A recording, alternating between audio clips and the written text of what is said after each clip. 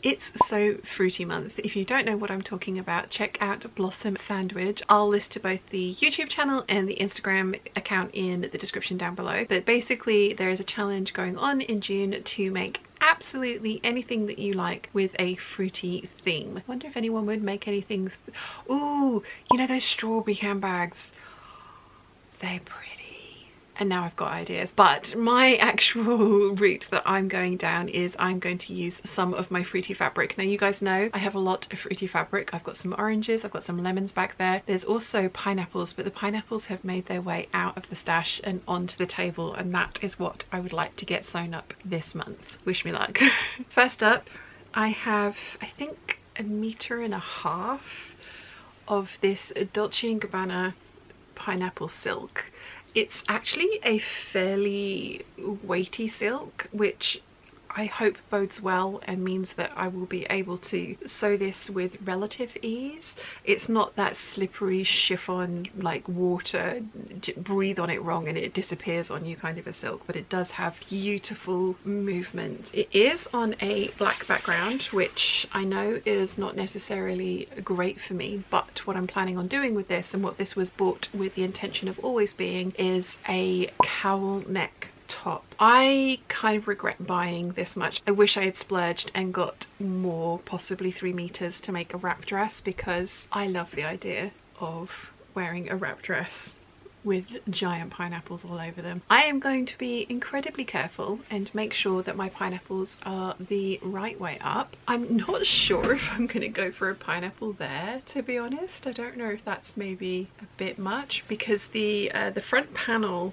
of the top is cut on the fold on the straight of the grain. I might go for stealth pineapples. This is a very large print, and I'm wondering maybe pineapple like that. Oh yeah, I kind of like that. So it's kind of into the cowl part of the top. I think that might work, although am I then ending up with pineapple boob?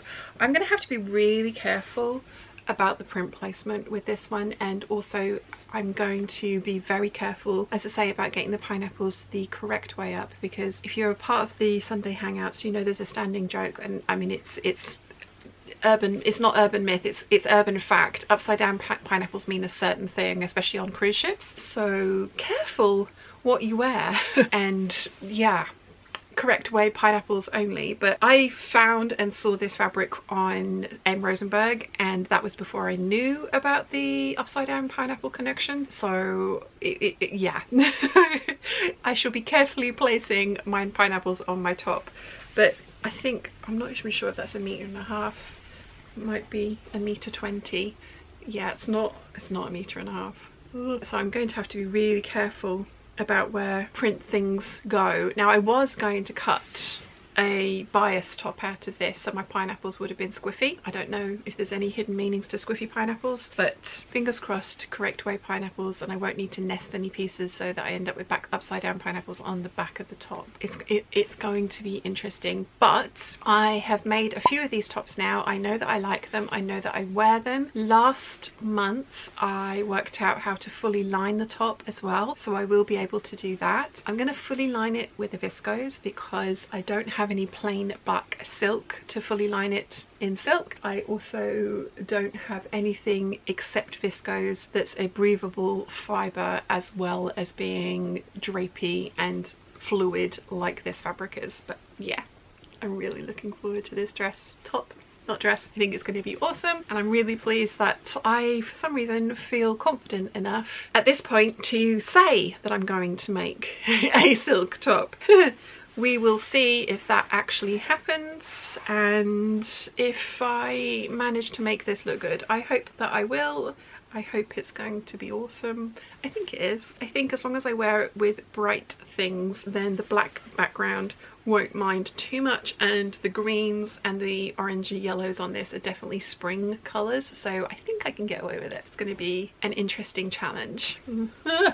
It's It's going all over the place. I do have one other fruity fabric in front of me, but one of the things I do want to get done in June is finish up the projects that I've got cut out behind me here. There's a good 7 projects that are ready to go. Some are in states of completion, some are absolutely just waiting to be sewn up from scratch, but everything is cut out and there's 7, possibly even 8 projects there, so I do have a lot of stuff to be getting on with. My overlocker has been fixed. It broke last month. No, in fact it broke in April. I didn't want to put it through t-shirt week.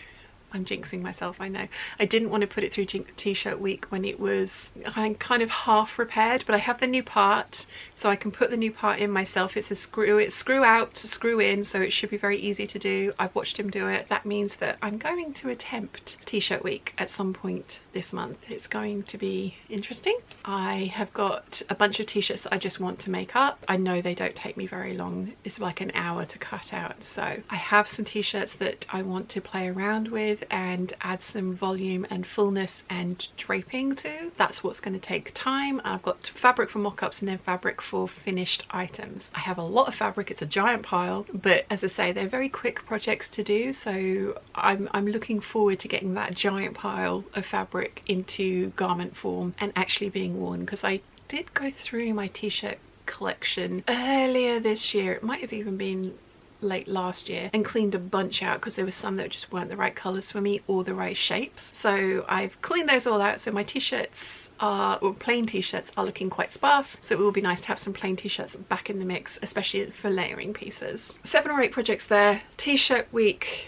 pineapple top. I also have, and this is another stitch fabric find, it's a silk viscose mix. It's a textured fabric and it's got sunflowers all over it. Sunflowers and daisies. It's absolutely gorgeous. And it, like I say, it's got some texture to it as well. Hopefully you can sort of see that. So it's a viscose silk mix. I bought the last meter, so I have a very small amount of this fabric, although it is, I think it's 140 wide. I'm really hopeful that I'm going to be able to get the Vogue 9006 out of this as well. You guys might get sick of seeing that top pattern being made, because I have quite a few drapey fabrics that I have small amounts of, and I kind of think that top's perfect because I like how it looks. It's easy to make. I enjoy wearing it, and it goes with a, you know, the style goes with my style, because this was going to be a by hand London Anna top, and I think it would be better with something with some drape, so the Vogue 9006 is my choice. And again, I fully lined it, so I'll be doing that with viscose Marrakein, and I am excited to actually finally get this one made up. This is also going to go really well with the Anaconda Anthesis collection because of the bright pops of yellow and the green and the ivory. I think this, whilst it might not necessarily go with the Anthesis print itself, the snaky print, I do think it's going to go with a lot of other things that I have made over the last couple of months, so I am excited to finally get this one sewn up as well. And again, it's nice that the pattern doesn't actually have any bias in it, so that the flowers will be the right way up, although I mean they don't look too bad on the squiff, do they? So if I had to be a bias top, it could be, but thankfully I didn't have enough for the 6563, because I did try and cut that pattern out of this fabric, but there wasn't enough to get the 2 pattern pieces on the bias, so it went back in the stash, not knowing what to do with it. And I'm really glad, because now I can make the 9006. So that's 2 tops. The 3rd top is going to be from the leftovers from my Liberty Lawn in the Carline print in blue. I am not sure exactly how much I've got here, because I've made an 8577 out of this, because of course I have. These are the generous offcuts, and then I think a decent sort of 40 centimeters of the full width of the fabric here. So there is enough for me to do one of my tie French shirts. I am not sure which one I will do, whether it will be the Gertie shirt or the Vogue shirt. I'm kind of leaning more towards the Vogue one, because that one is properly sleeveless. The Gertie one has the little grown-on sleeves, and they are slightly more problematic to get under cardigans, and we all know how much I like to wear cardigans. So I'm thinking the Vogue shirt skirt from this, which again I know is a pattern that you guys have seen me make loads, but it is one that I enjoy making and more importantly enjoy wearing, and actually do pull out of the cupboard to pair with some of the skirts that I make. So that's what this one's going to be, and again it's the right kind of colours for the Anthesis collection. I'm not sure it's going to look overly good paired directly with the snakes, but it's going to look really good paired with everything else. So I'm glad that I'm going to get this one made up, because this has been floating around for a good 3 years now, maybe a bit longer. Yeah, pleased that this one's going to get made up. And then the final fabric I have to show you today is more pineapples. It's the Dolce & Gabbana pineapple print, this time on the ivory background, and I think this is a viscose royal. This is really sheer, really sheer.